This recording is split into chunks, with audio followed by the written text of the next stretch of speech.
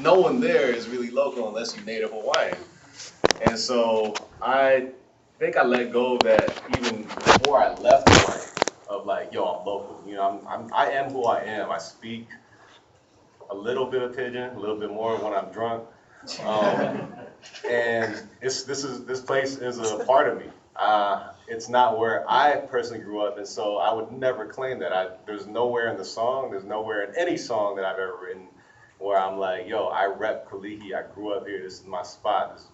This was, I think we made it a point, Bam himself made it a point to have the locals there, because there is a tendency when rappers go to Hawaii to shoot on location and include everything about Hawaii except for the fucking people who live there.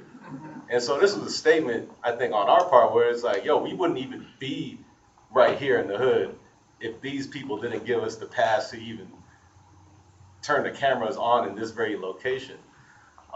So I guess that's my answer. And if, you know, I do get a little defensive and confrontational because it's something, again, am I local? Nah, I'm translocal. And yeah. Yeah, hashtag that? Hashtag. Okay, everybody who's on social media, the new hashtag of the day is #translocal. But again, it's a very complicated thing with layers and layers of colonialism and you know, plantation style identity politics and everything that we just almost on one hand want to say like, you know what, fuck it, who cares what people think, but on the other hand be very intentional with what we do want to say. And on top of that, sorry, I'm over here. And on top of that, I think our job as artists, what we want to do as artists and even as organizers, is bridge that gap so that it's not necessarily for the folks in Kalihi. We made this video to show folks here that community exists in Kalihi. And the Kalihi itself, Professor Wright could probably speak more to the demographics and even the economics of a place like Kalihi. You know, one thing that is really big in the Philippines right now that they're pushing is this tourism thing, right? You'll see the hashtag, please don't hashtag it, but the more fun in the Philippines thing, you know, we just came from there. Me and G, Infrared, we went over there, and you see the difference. You see Trump Tower being built.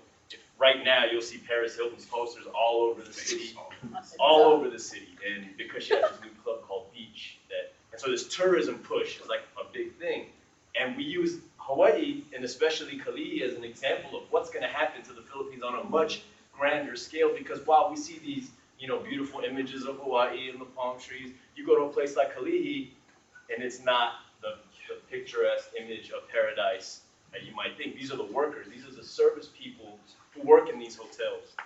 And so we wanted to bring shine to that community. And like what Gio said, we had to get passes to go there. It wasn't like we could just go and start turning our cameras on. Like, those are folks from the hood, that group, the Blood Brothers, there was the Tao Motorcycle Club, the Others Bicycle Club.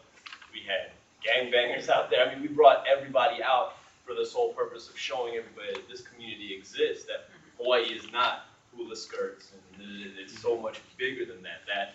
And then drawing that further to the Philippines, because ultimately that's what we are, and that the more we start pushing that more fun in the Philippines bullshit, you know, the more our folks are gonna suffer, again, on a grander scale, to be in the service of quote-unquote services. Yeah. You know, so again, with Coming to America, which is another reason we called it that, it was a fun song, but on top of it, again, we're drawing these bridges as artists, even between Seattle and the Bay and LA and San Diego, and that's the goal. Hip hop in itself is all about, this is my neighborhood, this is my crew, this is fuck everybody else. That's kind of the attitude of hip hop, where the bar especially is all about skip all that. Like, we're all from different places. You know, we shoot videos everywhere, and it's not because we want to appropriate somebody else's culture or locality. It's about, we want to highlight that and show that it's bigger. Like, the world is getting smaller and smaller and smaller. It's little things like that now you guys see Filipinos who look like the cats we grew up with, you know, in the hood, and you see them all flagging red except for Gio. Like everybody, everybody was in the video. It was fun. It was a lot of fun. But again, it was this meshing of cultures. You guys saw lowriders in there. We didn't import those. Like those cats out there lived that culture too. So it was important for us.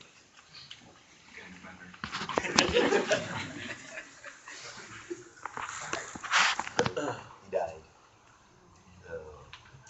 He's dead. And with no voice. Can everybody hear me? You want to, Wait, the can you mic, hear you me? can hear Read my notes. We're all surround sound. Alright, this works. So the other part, and I'm glad Bam mentioned a bunch of these things because what I did want to say actually addresses a bunch of the stuff that he was talking about. So that when we think about something like the translocal, or we think about local, like Gio was talking about, I think there's a couple different things that we have to kind of keep in mind. We're thinking about things like language, right? How are we communicating these things? What are the ways that we are talking to each other, right? What are the ways that are we using particular kinds of frames of reference? Because I think to a certain degree, one of the things that's being referenced here that you see in the video is something like Filipino, right? What does it mean to be Filipino in Kalihi versus what does it mean to be Filipino from Seattle or Filipino from Watts, right? That you're referencing these particular kinds of markers and that to a certain extent, right, they're all speaking to each other. That's where the translocality kind of connects. That's where you see the emergence of this kind of translocality. But you also see with the language the connection to place, right? To a certain extent with the other panelists earlier, what we're talking about were the kind of connections to place, connections to the places that create who you are. But it's also, there seems to be narratives about being in place and being out of place, right? And then to a large extent, what the video kind of shows us is that it's asking you, what is your place? And it's also part of a question that we were asking earlier in an earlier panel in terms of if you're thinking about, you know, being in place, being out of place, what is your place is also, what is your struggle? What is your community? What is it that we are going to, what language are we going to use? What languages are we going to, or what frames are we using? What references are we using to create a better community, to express ourselves, to understand who we are? And then the other thing is that I think what the video and what the other panelists were kind of talking about today is that when we're talking about the Filipino-American experience and we're talking about translocal cultural flows, we're also talking about stories of migration, stories of mobility.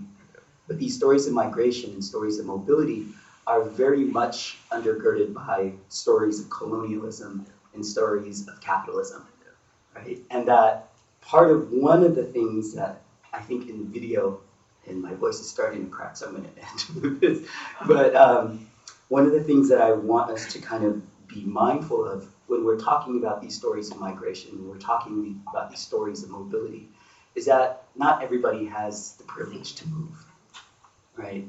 And then also what I think is highlighted in this Coming to America, but also in some of the other work that the bar has done, but also like in the Blue Scholars EP, one of the things that I think they ask us to think about is that what happens to when we're talking about our narratives of migration, how do we engage with the people whose homelands we have moved to, right? How do we engage questions of indigeneity? How do we address questions of what it means to go to someplace else that now you call home, but it is also somebody else's homeland, right? That these kinds of questions that we are asking are not only personal, but they're also very political, and that they're engaged with questions around the structures and relations of power, and that the way that we answer these questions is going to shape how we create community, how we build community, and where we go from here.